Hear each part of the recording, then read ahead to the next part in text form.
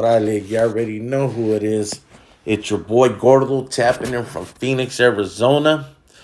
And as you guys can see on the thumbnail, we're going to be talking about Steve Nigg.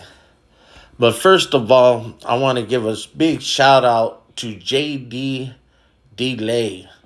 If you haven't seen his channel, man, go out there and check out his channel. Seems like he has some pretty fire content. And this is how I actually ran across this video. And we're going to talk about the convict that smashed Jared Fogle, okay?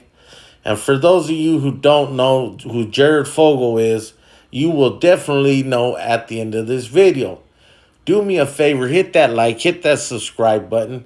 And when you hit that subscribe button, do me a favor. When you tap that bell, make sure you select all so you get notified for all the fire content that I'm putting out. And it's very much appreciated. It's for free. It's not going to cost you anything. So yeah, man, do me a favor. Hit that like and that subscribe button. And also share. So let's get into this video. It's a reaction video. And I'm going to react to it. And I'm going to give you my honest, non-biased opinion. All right. Oh, also, I do want to give this man a shout out. Steve Nigg, first and foremost, before we do start this video, because he is confirmed that he did smash Jared Fogle. So let's get into it, man. Yo, listen to this guy. Once upon a decade ago, there was a man named Jared Fogle who convinced people that he lost 245 pounds by eating whole loaves of bread from Subway. Which, by the way, as a personal trainer, that's not how that works. That's not what we're here to talk about. We're here to talk about the fact that he's a cholo. And what happened to him in prison. In 2016, Jared flew his ass all the way out to the great state of Florida. The great state of Florida is where they flew his ass out to. Man. Where he told the radio host that was interviewing him that he found middle school girls particularly attractive. Wait. Wow. Wow. So you can already see where this is going, right? What? I'm not going to read you the other stuff that he said to her because... But this woman, as a mother of two, found what he was saying so off-putting that she went unofficially undercover to expose Jared for the monster he really is. And this woman slacked... And, man... Chiro spent 4 years collecting evidence against Jared. Here's where it get good. I like this part. Fogle was sentenced to 15 years in federal prison, and 2 years into his sentence, he was... To be honest with you, 15 years, I don't think that's enough. Especially for a chomo. Within an inch of his life by another inmate who hates child molesters named Steve Nigg. Can we get that dude some money on the books? Steve was interviewed and he was... Oh boy, old Steve Nigg looked pretty young and buff right there, didn't he? Quoted as saying, I had to hit him. I don't like child molesters. I can't figure out how anybody can do that to kids, so I have to hit them. God damn, Steve, I like your style. Former Subway pitchman and convicted pedophile Jared Fogle has been attacked in prison. Jared Fogle. Yeah, that's right. A former Subway mascot, so you could say Jared Fogle. I got a beat down. The 38-year-old was reportedly jumped by a 60-year-old inmate and punched in the face. He was left bloodied and bruised. It is not unexpected, I should say. The inmate who allegedly attacked Fogle was identified as Stephen Nigg, who is doing time on gun charges. It happened at the Englewood prison in Colorado. You know he is... All right, now, as far as I know, okay, I never did Fed time. All right, so... I'm going to keep it a buck, all right? But as far as I know, as far as I understand, I believe that's a minimum security prison. Prison for all sorts of bad things. Now we know how his fellow inmates feel about him. Hey everybody, welcome back. I know that it's been a hot minute since we've had a full length over here, but trust me when I say this one was worth waiting for. Today we're going to be talking to Steve Nigg, and he is the guy who inside a federal prison got his hands on Jared Fogle, the disgraced Subway mascot, who we all know had an affinity for doing terrible things to little kids. And we definitely got to give old Steve Nigg a big shout out for that, man. Hey, that's, yeah. I'm really excited to share this one with you guys, man, because I love Steve, man. He is the embodiment of what an old school convict is, and they do not make them like that anymore these days. Let me tell you that. And that's keeping it 100, man. I mean, believe me, those chomos still get smashed, but yeah, as far as like the old school convicts and shit, yeah, they definitely don't make them like they used to anymore, man. The respect level's gone down, just all kind of stuff. But that's not what we're here to talk about. Right now. So we're going to jump right into this. But before we do, you know what we got to do. We do it every single time. Let's go!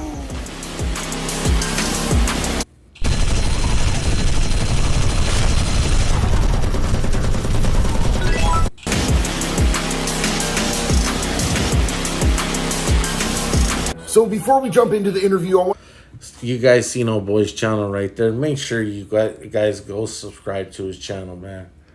to give you guys a little bit of a major life update for me. You know that me and Jax have been building our own house, and it's been a long process. One of the hardest parts about that is not having a dedicated studio to be able to be making content in. As you can see, I have just been taking up little spaces in the house in the meantime, which means that not only is it harder for me to concentrate, but if we have anything with the family going on, I don't have anywhere to be able to record. So I'm incredibly proud to be able to tell you guys.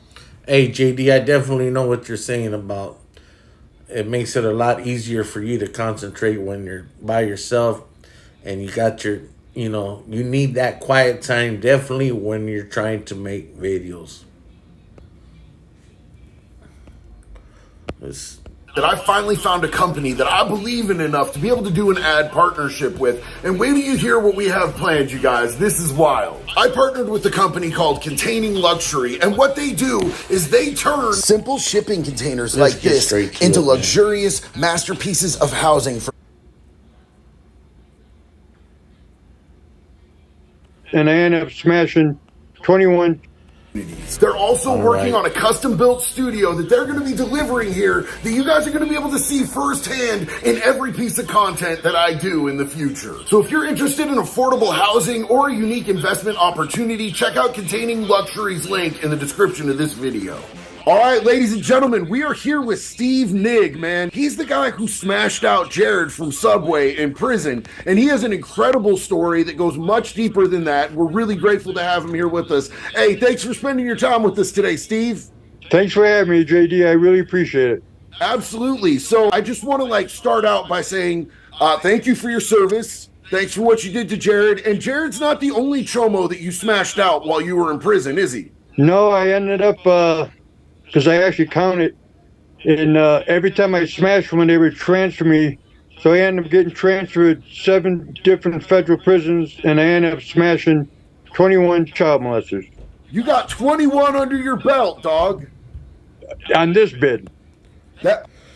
Okay, he's stated that he had 21 child molesters under his belt. Okay.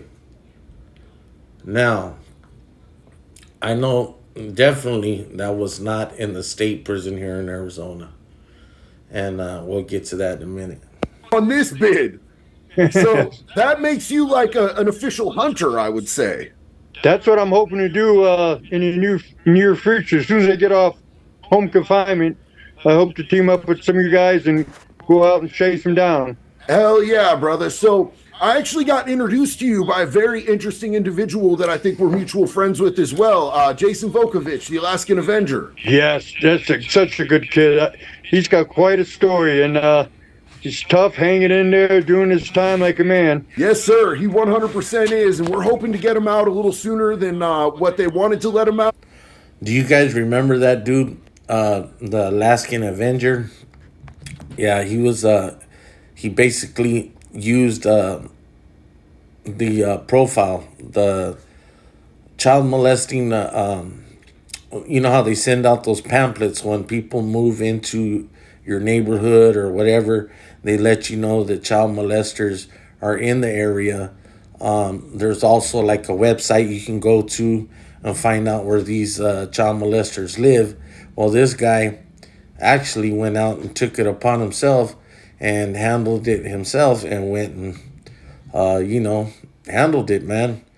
And, yeah, he was definitely against child molesting, which I'm 100% against myself And as you can see, like this man is going to say, let's get into it. He's already got 5 years stripped off his sentence. So Right. hopefully he will get out sooner. For those of you at home who don't know Jason's story, Jason is the man in Alaska who used the registry of people that did terrible things to children Right. and hunted them down, broke into their homes, took a hammer and beat them, and told them that he was the avenging angel for what they had done to those innocent children. Because, like my story, Jason had that happen to him as a kid. It happened to me. It happened to Jay. And Jay just took. You'd be surprised how many people who have been through that type of abuse. Excuse me. I mean, it's unfortunate. It's sad. And usually the saddest part is usually it's a family member, somebody very, very close to you that you would not even think, that it wouldn't even cross your mind that would be going on. And that's the worst part about that. It real personal and went and got real hands-on with it, which Steve has gone out and gotten hands-on with it too. You have a long-standing history of trying to protect children, Steve. Will you talk about that with us? Yes, well, actually, it's just the way I was raised. My mother and father both raised me and my brothers and sisters to always take care of the underdog. Somebody that needs protecting, protect them. And I took that to heart, and I've been doing it since I was a child. I never liked bullies or cowards. A bully and coward are pretty much the same thing. And that's just what a child molester is. They're bullying people they know they could take advantage of. Yeah. And that's right, Steve. That's right. They definitely take advantage of who they know they can take advantage of. Year old kid, so they know they're 40, 50 years old. It's easier for them to bully a kid. So those are the ones that I really target the most. So you seem like you're an old school convict to me, man. Do you think that's an accurate depiction? Definitely. How much time would you say you've served in your lifetime?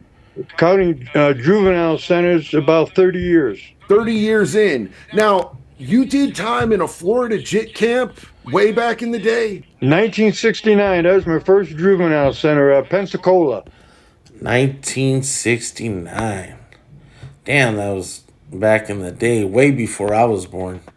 So yeah, oh boy, he's definitely been around the block a couple times. Okay. How would you say that the JIT camps compare? Because you've been to big federal penitentiaries too. How would you say the JIT camps compare to some of the big federal penitentiaries? Well, it's completely different from 69 to 2023. I just got out this year. But there just isn't a comparison. But most of the federal prisons I was in, a lot of them were lows. That's why they were. Yes, they were lows, and that's where we're gonna get into also the state bid that he did. So many damn child molesters, and that's why I kept getting transferred, because I was trying to go up. Most people try to come down. I was trying to go up. I just had enough of being around them. But the point system, if you don't have points, you can't go up. I only went to Terre Haute's the only medium I ever went to. Okay, and now this is where I kind of question it, Okay, now, old boy says he has 21 smashings of child molesters under his belt, okay? And he just stated himself that he was trying to go up. He was obviously on the minimum yard, lowest custody yard you can be on, and he wanted to go up.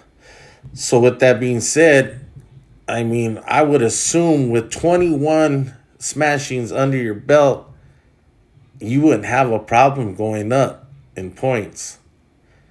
Now, this is where it starts getting funny and I start smelling a little shit, okay?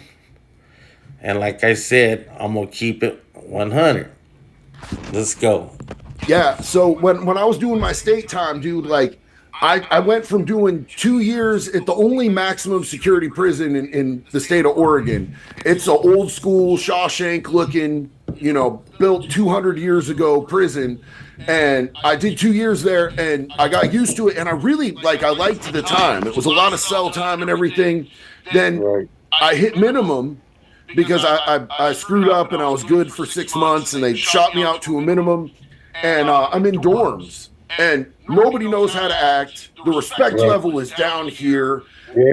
There's a lot of weirdos, man. And I asked to go back multiple times and they're like, no, no. All right, now that's kind of funny also too. My boy JD right there said he asked to go back, which we all know you can't. I mean, I don't know. I've never in my life have ever seen anybody go up to a CEO and say, "Hey, can I go up? Can I go up?" I mean, obviously, you gotta get the points to go up. Same thing. But I don't know. I don't know JD. I don't know his situation. I don't know where he's from, where he's been, or whatever. So I can't really speak on that. And the reason why I'm speaking on old Jarrett is you'll see right now. You're not going back. My bad, not Jarrett, Mr. Steve Niggs. Oh, I get it. The wanting to go back up thing. So what did you go to prison for, Steve? I know you've done multiple sets, but what was the things that sent you to prison? Well, the biggest sentence I ever did was 1976 to 1990. That was for a series of armed robberies. I was 21, and I went to Arizona State Prison, Florence. And I got out in 90, and I was out all the way from 90 to 2010. And then, Well, that's a pretty good little stretch. I'll tell you that. 76 to 90. Yeah, that's a damn good stretch. And he said, as like he said, he stayed out from 90 all the way until, we'll see what he says right now. my father had passed away, and he left me his gun collection to sell. And in doing so, he just married this woman where she could get his Social Security and military benefits, but she wanted everything, so she set me up because I'm being a felon. I just for touching the guns, I got 15 years because they gave me that. Are you hip to armed career criminal? Yeah, that ACC charge is no joke. Yeah. They went back to 19. And that's true. They do hit you with that. And also because he did have 3 armed robberies on his jacket. 76 and used those 3 armed robberies against me and gave me 15 years. And I've talked about that armed career criminal with my community here on YouTube before, and how ACC is day for day, right? There's no good time on that? Yes, that's a good time. There's good time? Yeah. Okay. So 15 years, man. And it was just because your dad passed you down his gun collection. Yes, I was the executor of the estate, and I've been out all this time since 1990 doing real good, productive citizen, and had a good job, good business, and she just got greedy and wanted everything. That And is so wild. so I ended up going. Man, that's too bad. His father left him the estate, basically gets his gun collection handed down to him. And he gets his gun collection handed down to him, and his father's wife basically sets him up and gets him busted for selling his father's guns. And that's the sad part about death, man. Is that unfortunately when people die, greed just kicks in, man. You will see the most grimiest, the most shadiest shit that you would have never thought you would see from any of your loved ones, man. And that's keeping it 100. People you would have never thought that would have ever act like that. And their true colors come out at the end of the day. To prison just for touching guns. They were not using nothing, no crimes, no nothing, just touching them. Yeah, absolutely. I just did a video the other day. Somebody was asking me if I could go to a gun range and use somebody else's gun that was legal. And I was like, bro, I can't be in the same room as a gun that's not locked up. Like, yo, them feds would hammer my ass. Even if you got caught, because I ran into another guy, he got 15 years armed career criminal because they pulled him over and they searched his car and there was 2 bullets in the back of his car. He got 15 years for 2 bullets.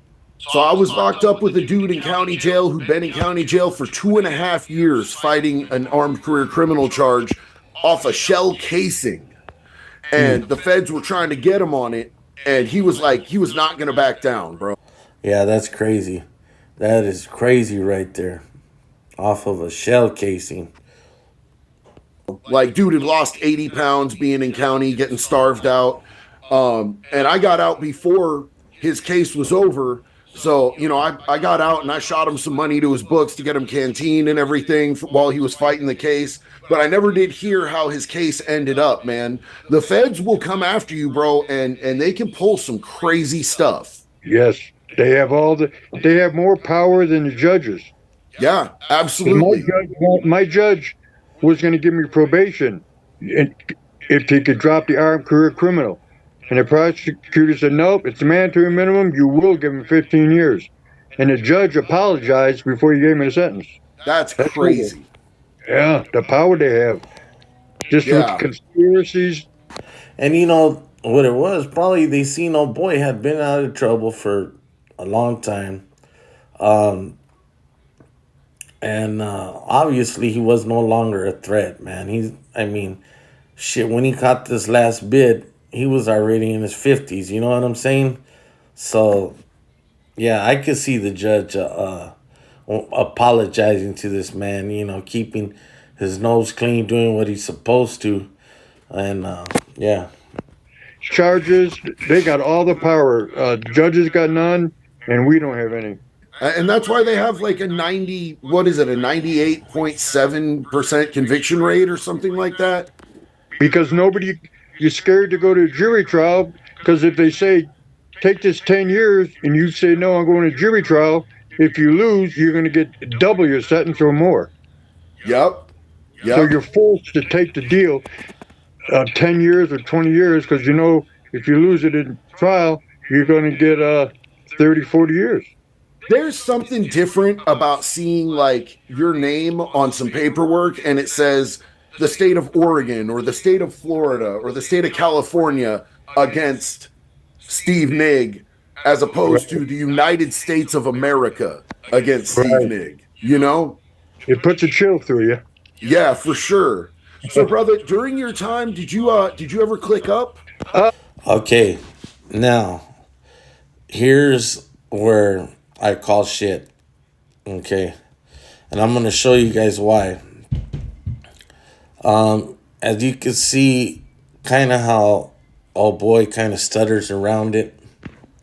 But let's listen to him.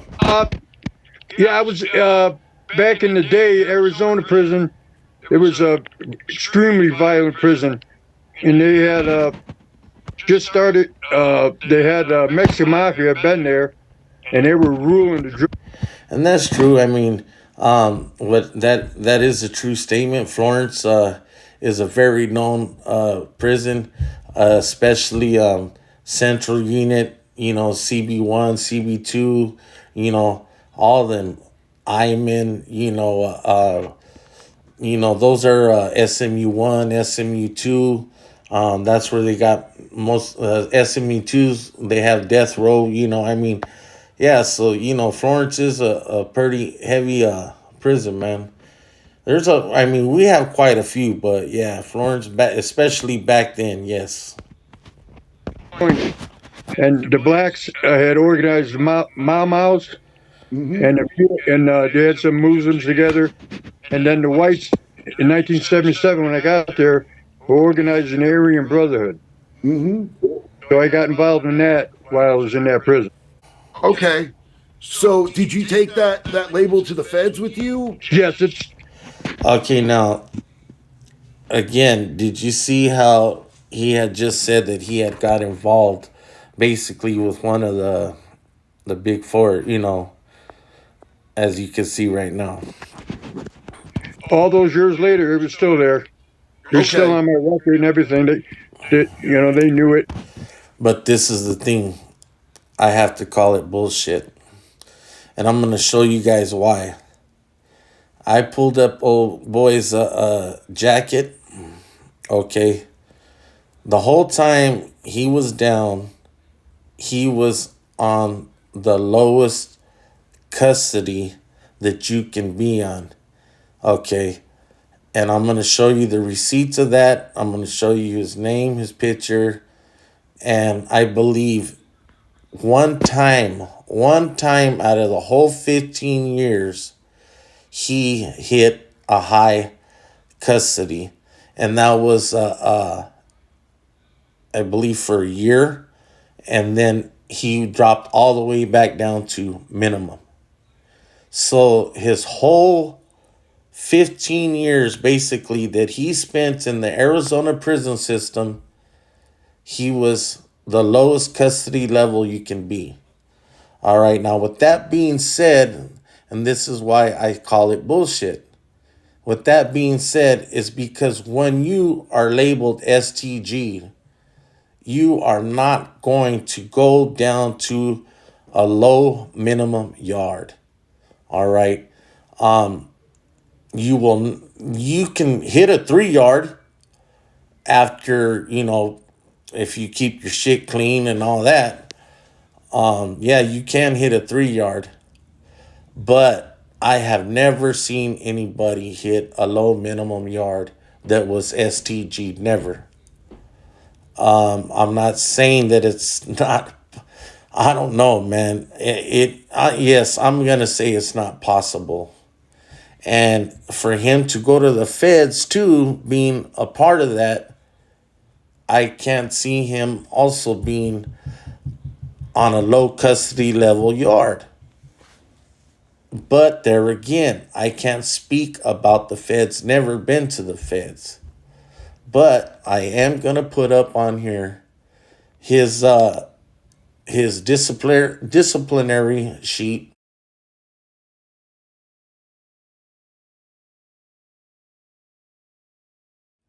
His so you guys can see, his custody level,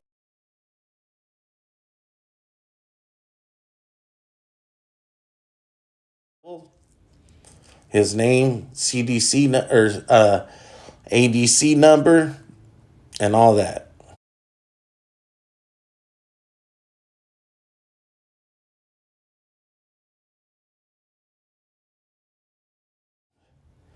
So basically, I'm calling it bullshit as far as old boy being a part of anything.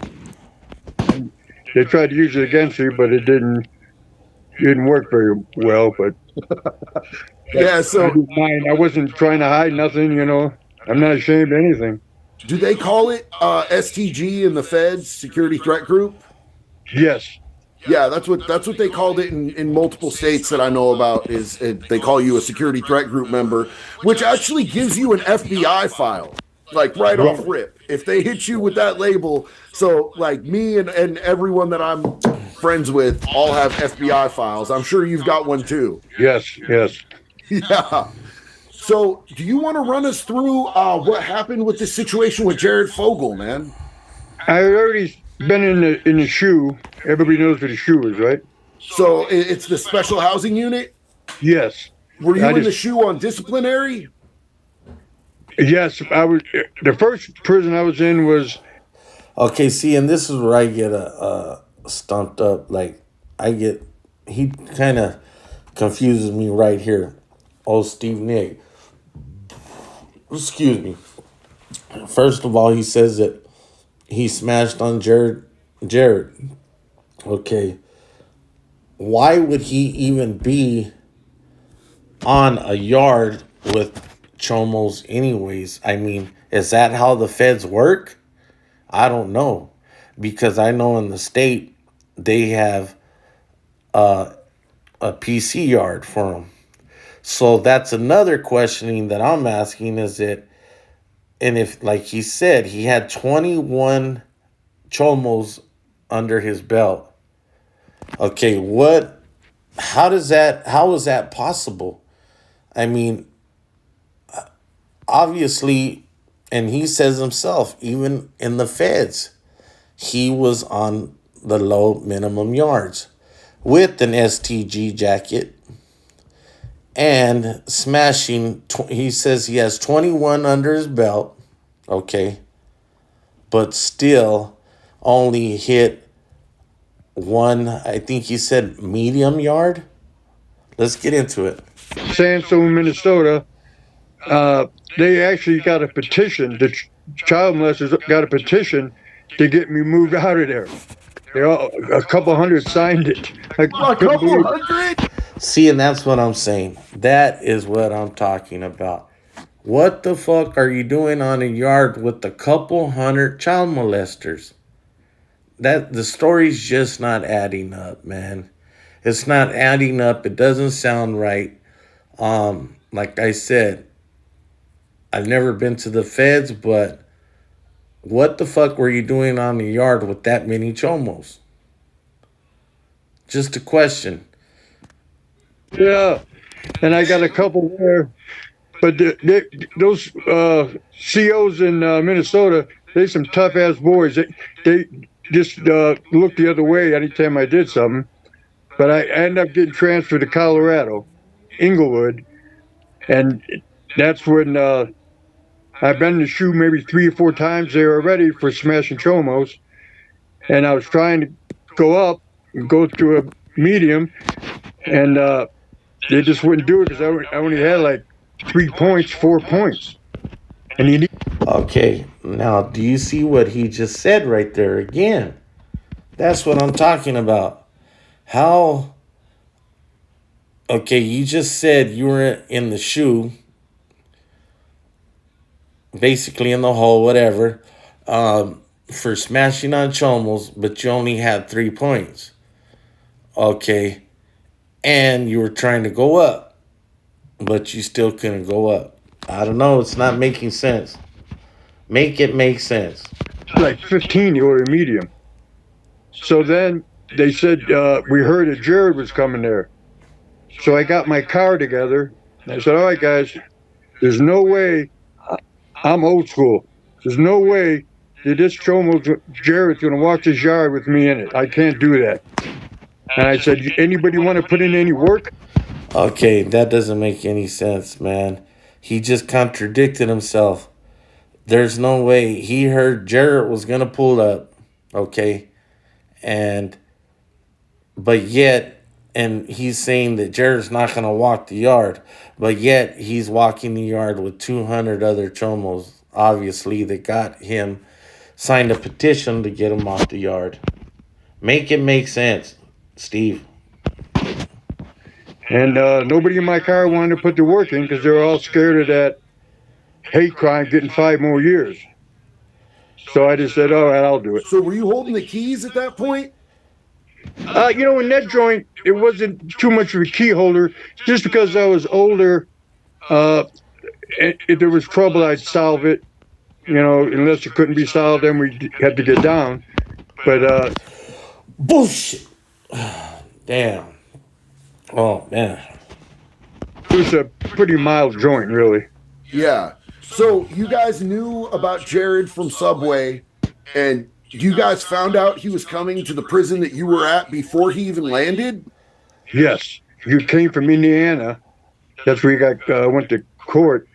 And the COs let us know he was coming. So the COs let you...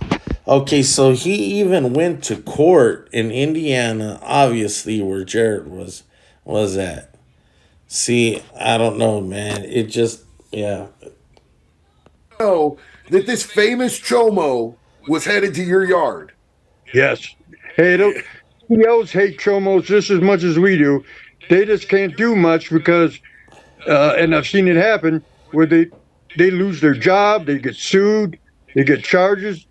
So they're really strapped more than we are. We could at least do it and get away. Just go to SHU, get transferred, whatever, big deal. But they have a lot more to lose. So you went to your car, and these youngsters were all too scared of losing some good time or getting an extra 5 years on a hate crime. Right. And Well, again, that says a lot of where he was at. Like I said, it says a lot of where he was at. So you were just like, okay, I got this. Right, and they weren't sure. They didn't think I was, and he got there and he was there some weeks. He was in a different unit. I finally called him on the athletic field.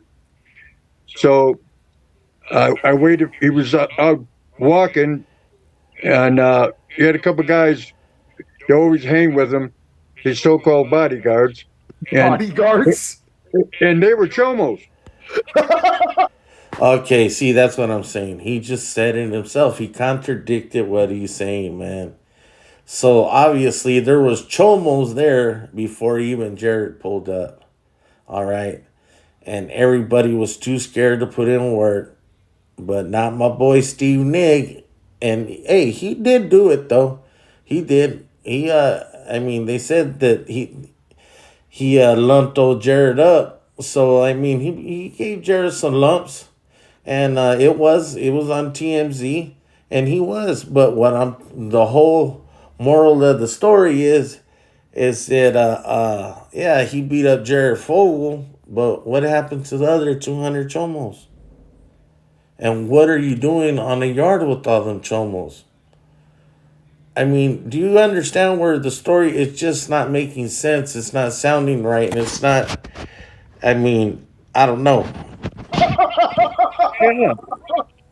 And I just got out of the shoe for beating one of them up, beating the hell out of them. So I just. And he just got out of the shoe for beating one of them up, but he couldn't go up on his points. All right, well, I've had enough. Hey, man, it's all love and respect, Steve Nigg, but I have to call it like I see it. And, hey, I salute you for smashing Jared. F them chomos. I'm totally against it, and hey, it is what it is. But do me a favor, man, hit that like, hit that subscribe button, and do me a favor, go check out old boy JD Delay and his videos, man. Nothing but love and respect. This is your boy Gordo, and I am out.